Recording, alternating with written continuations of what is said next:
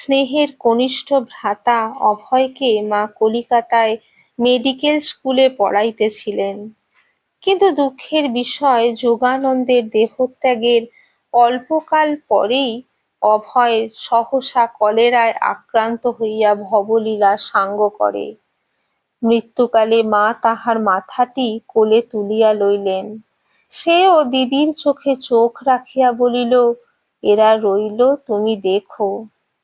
অভয়ের পত্নী সুরবালা সন্তান সম্ভবা ছিলেন। স্বামী শোকে তিনি পাগলের মতো হইয়া যান।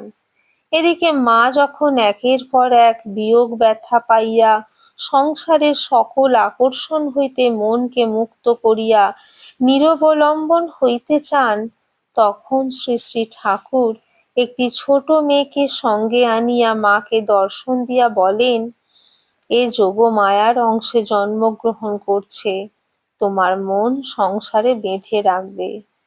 যথাসময়ে সুরবালার একটি কন্যা হইল, কিন্তু তাহার উন্মাদিনী ভাব সারিল না।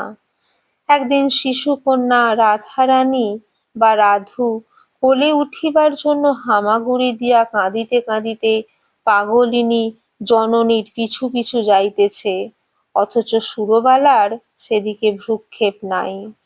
ইহা দেখিয়া মা তাড়াতাড়ি উঠিয়া গিয়া মেয়েটিকে কোলে তুলিয়া লইলেন।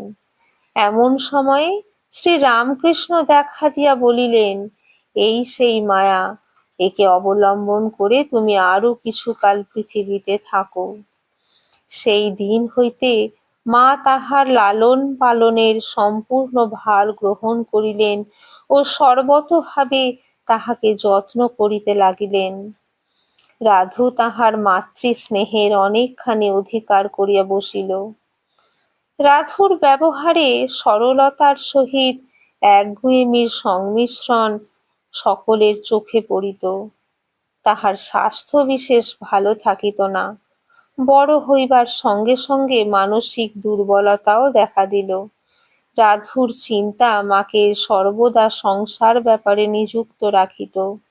ভক্তেরা অনেকে ভাবিত, রাধু মায়ের অতখানি ভালোবাসার যোগ্য কিনা। একদিন জনৈক ত্যাগী ভক্ত বলিয়াই ফেলিল, রাধুর ওপর তোমার বড় আসক্তি। মাও সঙ্গে সঙ্গে উত্তর দিলেন, কি করব বাবা, আমরা মেয়ে মানুষ, আমাদের এই রকমই।